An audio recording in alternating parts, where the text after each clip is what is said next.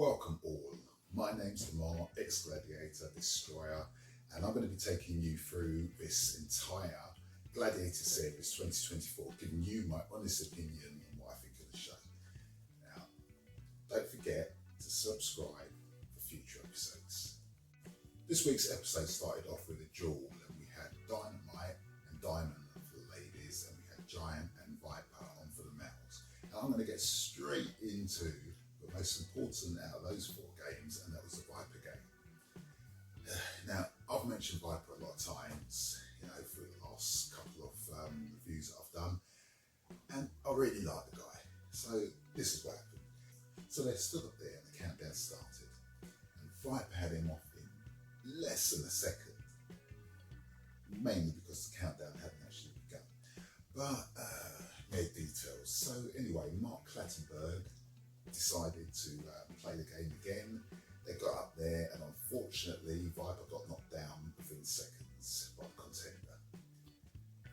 Very bad. Now, I've got to admit that I was a bit nervous when I heard his name being called for this game, because he's not really built for it, I don't think. He might be better at something maybe like the Edge or the Wall even, I don't know. Let me know in the comments what game you think, or games that you think that Viper might be best suited to. Now, for the ladies, we had Dynamite, and I've also got to say I felt a little bit nervous when I heard her name, because she isn't the tallest gladiator or the biggest gladiator, but I apologise, because if I was going to give out the best performance on an episode, it would go to her for this episode. Now, it's not going to be a thing that I'm going to do, but she gets it for this episode, so well done, Dynamite, the pocket rocket. And we had Diamond, also for the ladies, who unfortunately didn't manage to get the contender off. Then for the males, finally we had Giant, and Giant did Giant. So, well done. Now next we had the Ring, which is becoming one of my favourite games actually. It's like a smash fest, it's absolutely brilliant. Now for the ladies, we had Sabre, and we had Fury, and Sabre was absolutely brilliant on there, so was Fury. I think Fury probably had the stronger lady, but she done really well. And then for the males, we had Apollo, and we had Phantom, and with those long arms and that reach, there's practically no chance for the contenders. They were lucky to score what they scored. All the gladiators did very well. Well done. Then next we had the Edge, which I'm really, really liking this game, and I'm especially liking the slow-mo fall into the net in the end when they get pushed off. So for the ladies, we had Diamond, and she narrowed down the angle, finally getting her contender off. And then we had Fury, absolutely brilliant. I love the takedown, the flying takedown, that was great. Then we had Legend and Nitro, who both finally managed to push their contender off. Great games. Now on to the next game, the Gauntlet, and we had a little bit of controversy in this game. First of all, we had the females. We had Electro, Athena, Fire, and Dynamite. Both contenders got through in that, and that's not where the controversy was.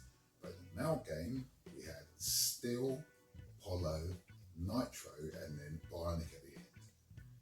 Now, in the first game, the contender got through the first two places and got to Nitro. And Nitro was holding the two individual pads. The contender got in between him, and he was running from side to side. Finally, the contender got out of his grasp and got through, past Bionic through to the end. Okay, no problem, no controversy.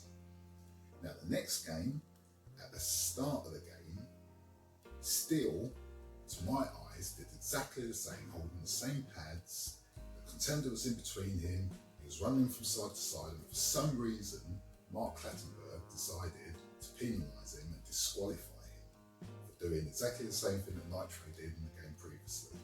Now, that is also not the controversy that I'm talking about. The controversy that I'm talking about is Bionic pushed the contender, the second contender, from his zone all the way out of the course. Now, from what I remember from previous episodes, and especially the 2008 episodes of Gladiators on Sky One, that once you push them out of the zone, then you're supposed to step back, and the next gladiator, the gladiator before, is meant to continue. You're not supposed to push them beyond that and out of the whole course. So what I'd like to know from the people out there that know rules and remember previous rules and previous episodes. Was that the case? Was it okay to push them all the way out, or did they only allow them to push them to a certain point? But regardless of that fact, anyway, Bionic did absolutely brilliant. The way how he just smashed the contender through, it was just amazing. So let me know if you prefer the rules this way, or if you prefer it that the gladiators stop at each zone. And finally, for the gladiators, we had the Ward, and we had Return of Comet and Saber for the females, Legend and Nitro for the males. I'd really like to see Comet in another game, probably something like the Edge. I think she'd be really good at that. But unfortunately, this time in the war, all the contenders got up, so better luck next time, gladiators. And that was it, apart from the Eliminator, where Bronte and Finlay got through to the next round. Well done, you two. Thank you very much for watching. I hope you enjoyed the Gladiators so far, and I hope you come back to watch the next review of the next show. Thank you very much. Bye. Don't forget to subscribe.